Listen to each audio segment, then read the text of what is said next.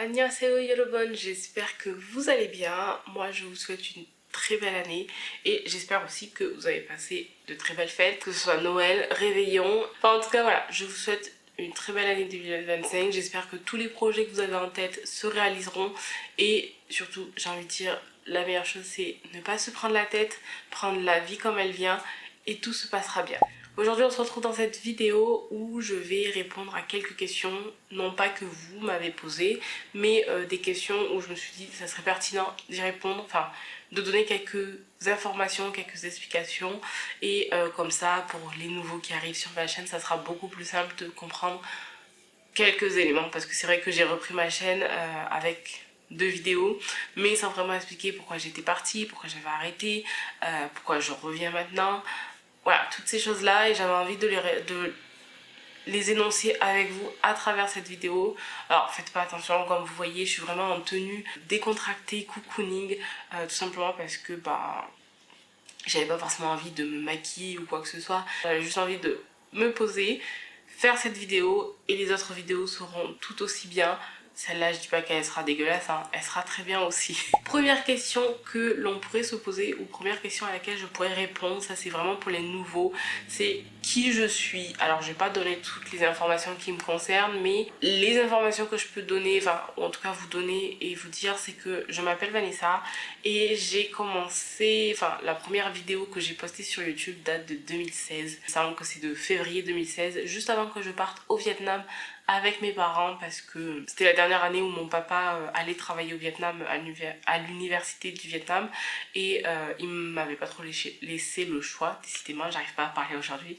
Mes parents ne m'avaient pas laissé le choix, ils m'ont dit non mais tu viens, je dis ok et franchement ça a été une superbe aventure. Avant qu'on parte, j'avais envie de poster une vidéo sur YouTube. C'est quelque chose qui m'avait toujours fasciné, mais c'est plus que j'adorais en fait la vidéo et la photo. C'était un univers que j'adorais. Je m'étais dit, pourquoi je me lancerais pas? Et donc en 2016, j'avais mis ma première vidéo sur YouTube. Mais voilà, pour vous donner un contexte, juste retenez que mon prénom c'est Vanessa, même si j'utilise Xanamis. D'ailleurs, pour répondre à cette question, pourquoi Xanamis, il faut savoir que j'ai toujours été fan de la série Xena la guerrière. Et me demandez pas pourquoi, parce que c'est très très vieux.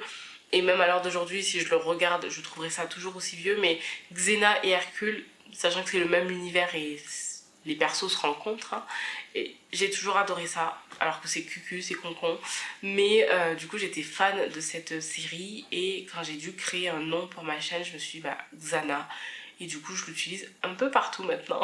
Deuxième question, pourquoi j'ai arrêté, ou du moins pourquoi j'ai eu des périodes d'arrêt, des périodes de retour, et pourquoi j'ai arrêté là sur 2 ans, parce que ma dernière vidéo avant que je reprenne datait de décembre 2022 et j'ai repris en décembre 2024, donc j'avais fait un gros arrêt de 2 ans. Pourquoi j'ai arrêté? Tout simplement parce que faut savoir que depuis que j'ai posté donc ma première vidéo, donc on va dire si je prends 2024, durant 8 ans, je n'ai jamais eu de gros soutien sur le fait de faire mes vidéos YouTube. À l'époque, j'avais des amis, ils n'étaient pas forcément au courant, puis j'ai redoublé la première, donc j'ai changé d'école, j'ai demandé à être en internat, et ça a été la pire, enfin les 2 pires années, en tout cas la première année, ça a été la pire année de ma vie. Je suis désolée, j'ai mes douleurs de santé qui reviennent, où je partageais que je faisais des vidéos, tout ça, et je vous avoue que si j'avais su en avance, j'aurais jamais partagé, en tout cas pas avec eux. Et en fait, plutôt que de m'encourager ou de dire ah ben c'est bien, ils tournaient mes efforts et ce que je construisais, ce que je voulais partager en ridicule. Par exemple, comme j'étais en interne, comme j'étais en internat, pardon, j'avais le mercredi la possibilité de revenir au sein de l'école, donc qui était collège-lycée, et on avait accès à une salle pour pouvoir regarder des films, enfin avoir accès à un ordi et un vidéo pro. Et de temps en temps, quand je rentrais dans la salle, ils étaient en fait en train de regarder mes vidéos. Et vous savez, c'est l'ambiance qui vous met pas du tout à l'aise. Genre, vous rentrez, vous savez qui parle de vous, la seule chose que vous faites, c'est vous repartez parce que vous n'avez pas envie d'être avec des gens qui vous regardent, qui vous jugent et qui se foutent clairement de votre gueule en fait, hein, pour dire les choses. À cette période-là, je fréquentais un garçon, mais plutôt que, pareil encore une fois, plutôt que de... Je dis pas forcément qu'il devait me pousser et me dire ah ben c'est bien et tout, mais soit tu te tais, soit t'encourages la personne en fait. Pour moi, il n'y a que ces deux-là, mais non, lui en fait c'était la troisième option. Il faisait partie de ceux qui se foutaient complètement de ma gueule. Mais c'est vrai que ça ne m'a pas forcément donné plus envie de continuer. J'ai continué hein, bien sûr, mais c'est vrai que c'était des périodes en plus j'étais en interne, donc souvent je faisais mes vidéos chez mon oncle et ma tante le mercredi midi. Enfin en fait il y a eu beaucoup d'années où je faisais tout ça en secret parce que pareil, mes parents sont au courant, ils ont été au courant. Enfin ils sont pas au courant en tout cas que je reprends à l'heure d'aujourd'hui maintenant parce que bah, j'ai 25 ans et je suis majeure et vaccinée à proprement parlant. J'ai pas forcément besoin en tout cas à l'heure d'aujourd'hui d'avoir leur aval pour faire ce que j'ai envie de faire, pour faire ce qui me passionne en tout cas. Mais il faut savoir que je n'ai jamais eu leur approbation en tout cas.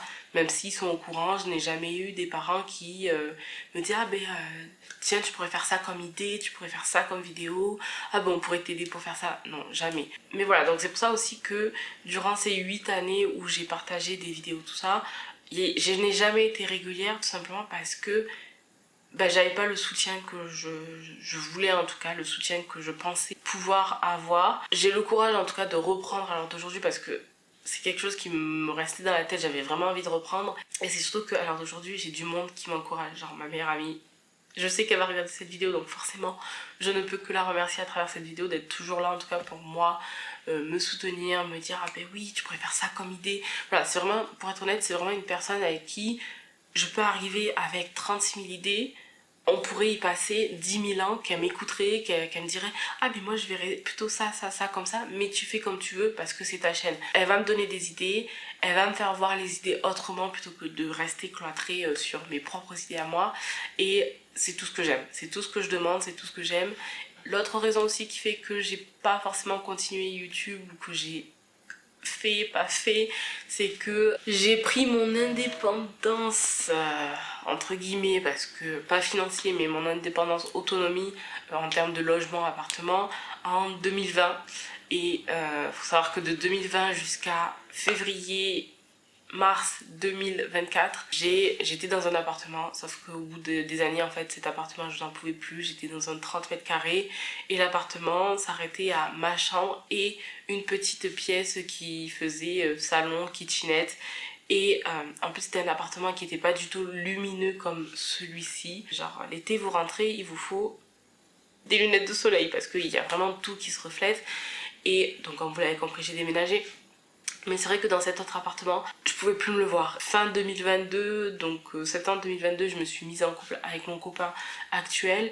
Et il faut savoir que jusqu'à ce que je quitte l'appartement, j'étais beaucoup plus chez lui que chez moi parce que je pouvais vraiment plus me voir cet appartement. Donc c'est pour ça que j'avais tout simplement arrêté. Je me suis dit bon Vanessa, ça sert à rien de vouloir continuer alors que tu n'as ni la motivation, ni les idées, ni l'énergie. Clairement ça me prenait du temps. En fait, pour vous dire la vérité, il y a beaucoup de vidéos que j'avais commencé mais que je n'avais jamais fini parce que je les filmais, je les mettais sur l'ordinateur, je commençais à faire le montage et puis je me rendais compte qu'il manquait un truc, genre soit le peps, soit l'énergie, enfin il manquait un truc et donc j'ai abandonné le projet et je me suis dit bon Vanessa arrête, ça sert à rien de se faire du mal comme ça, t'arrêtes et tu reprendras quand tu voudras reprendre. Puis de toute façon j'aurais pas pu reprendre ma chaîne l'année dernière vu que j'étais en master 1. Alors cette année je suis toujours en master 1 vu que je redouble, j'ai 2 matières à repasser.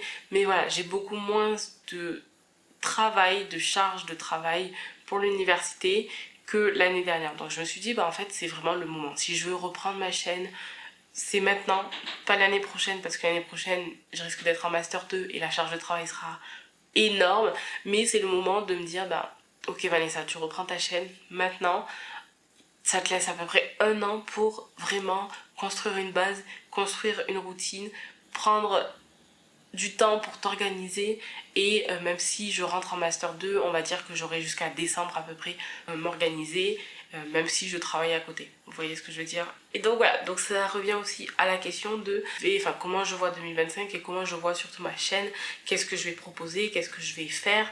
Et du coup, pour 2025 et pour ma chaîne, j'aimerais énormément en fait partager avec vous tous les aspects de ma vie. Alors quand je dis tous les aspects de ma vie, il y a des limites, mais je veux dire par là, j'adore tout ce qui est le jardinage, enfin surtout les plantes. J'ai aussi envie de partager ma vie d'étudiante, que ce soit aborder des sujets qui concernent les études, comme par exemple quelle voie suivre quand on veut plaire à tout le monde ou quelle voie suivre quand on veut faire ce qu'on aime. Vous partagez un peu mon expérience, vous partagez mon parcours scolaire, des choses comme ça.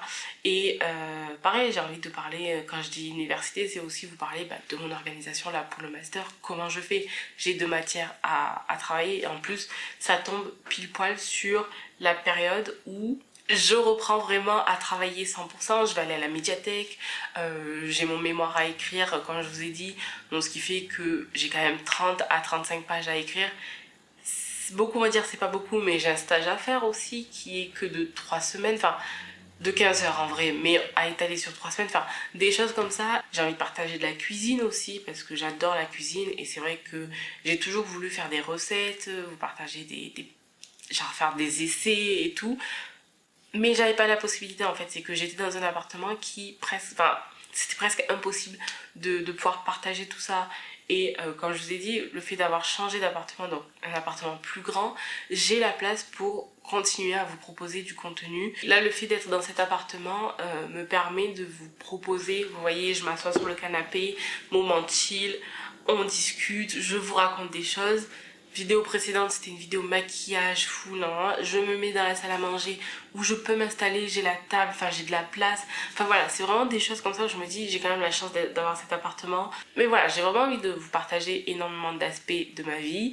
En tout cas, tout ça pour dire que si vous avez des questions ou d'autres questions auxquelles je n'ai pas forcément répondu là, n'hésitez pas à me les écrire en commentaire ou à me les envoyer sur Instagram. Je vous mets mon Instagram en barre d'infos ou de toute façon je vous le mets là à l'écran. Mais voilà, je pense que j'ai dit à peu près tout ce que je voulais dire. Ah non, et autre chose, c'est que j'ai envie de partager aussi avec vous tout ce qui est suivi santé. Comme je vous ai dit, diabète, je vous ai pas dit, mais pareil, j'ai des calculs au niveau du rein droit. J'ai eu une crise de colique néphrétique il y a un mois de cela, fin novembre. Partager tout ça parce que ça a quand même un impact psychologique et mental, enfin vraiment vous vous imaginez pas à quel point ça peut fatiguer, même si on le voit pas comme ça, même si beaucoup je dis ouais bon ça va c'est un diabète de type 2, mais ça a quand même un certain impact sur moi, dans le sens où c'est pas forcément la maladie en fait qui a un impact sur moi, mais mon environnement. Pour vous donner une idée, il faut savoir que donc depuis qu'on m'a diagnostiqué, on m'a mis sous traitement, comme je vous ai dit, et chose que j'ai pas dit, c'est que malheureusement, quand on m'a diagnostiqué, j'étais en obésité. Pour les médecins, mon IMC, je sais plus à combien j'étais. Maintenant, depuis le mois de juillet, on est en janvier, donc depuis le mois de juillet, j'ai perdu 8-9 kilos. Il me reste encore une dizaine de kilos à perdre, donc je me donne 1 an pour les perdre, en tout cas perdre le plus. Et faut savoir que les gens que j'ai pas vus depuis un moment, donc c'est-à-dire mon oncle, ma tante, mon parrain que j'avais pas vu, ils m'ont tous dit ah mais oui t'as maigri, ça se voit, t'as fondu sur le visage, le truc, le machin. Moi-même je le ressens sur les vêtements que je... Et faut savoir qu'à côté il y a mes parents, surtout mon père, qui lui en fait c'est une personne qui se sent toujours obligée de voir les points négatifs et pas les points positifs. Enfin je prends un médicament qui a un effet coupe-faim. Il fait beaucoup moins effet coupe-faim à l'heure d'aujourd'hui, mais faut savoir qu'à une période je mangeais 2 cuillerées ou 2 fourchettes, je n'avais plus faim. Du coup, ça veut dire que je ne mangeais pratiquement rien. Maintenant, je mange beaucoup plus et j'en suis contente, hein, et pour autant, mon poids n'augmente pas. Donc, c'est-à-dire que j'arrive quand même à stabiliser et à faire en sorte que je ne mange pas trop. Et mon père, la première chose qu'il me dit, quand je lui dis, j'ai fait je suis allée faire une prise de sang, ma glycémie glyquée, je suis à 3,9%. On doit être se situer... Non, je suis à 4,9%, pardon. On doit se situer entre 4 et 6. Et du coup, je lui dis, voilà, enfin, je suis contente. En plus, il y a un trimestre, enfin, il y a 3 mois, j'étais à 5,2. Je suis contente. Faut pas que je baisse trop non plus, mais I'm happy. Et lui, la chose qu'il me dit, c'est ah oui, d'ailleurs, je voulais te dire ça, mais quand on était chez tes grands-parents pour Noël, j'ai vu que tu recommençais à grignoter. Je fais grignoter.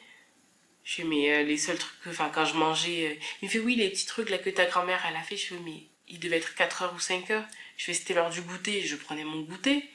Il me dit, oui, non, mais c'était pour te dire que je voyais que tu recommençais à manger des trucs sucrés. Je fais, mais en fait, c'est pas parce que je suis qu'on m'a diagnostiqué diabétique de type 2 que je dois plus manger de sucre. Moi je suis les recommandations de ma diététicienne, elle ne m'a jamais interdit de manger du sucre. La preuve, même si je mange du sucre, ma glycémie après avoir mangé, elle est nickel. Ma glycémie à jeun, donc avant d'avoir mangé, elle est nickel. Et ma glycémie glyquée est nickel. Du coup, ça veut dire que niveau alimentation, j'arrive quand même... Enfin, j'ai réussi à stabiliser tout ça. Donc, c'est à dire que même si je mange du sucre, ce n'est jamais trop pour moi. Vous voyez, quand je vous dis que ça joue mentalement, c'est pas tant la maladie, mais c'est aussi les proches, les remarques des proches qui peuvent avoir un impact sur ça. Et je pense que parfois j'ai besoin d'évacuer tout ça. Et donc un de mes objectifs de 2025, c'est de reprendre le sport et surtout de continuer, voilà, de faire du renforcement musculaire parce que j'ai une bonne masse musculaire qu'il faudrait que je garde selon ma diététicienne, et voilà, faire un travail pour perdre ma masse graisseuse. Et voilà, j'ai envie de partager en tout cas tout ce processus au moins pendant 1 an avec vous, tout en partageant ma vie. Enfin ma vie, vous m'avez compris. Voilà, donc sur ce, moi j'ai fini la vidéo. Je vous ai partagé vraiment toutes les informations que j'avais à partager. Je vous fais de très gros bisous et je vous dis à la prochaine vidéo.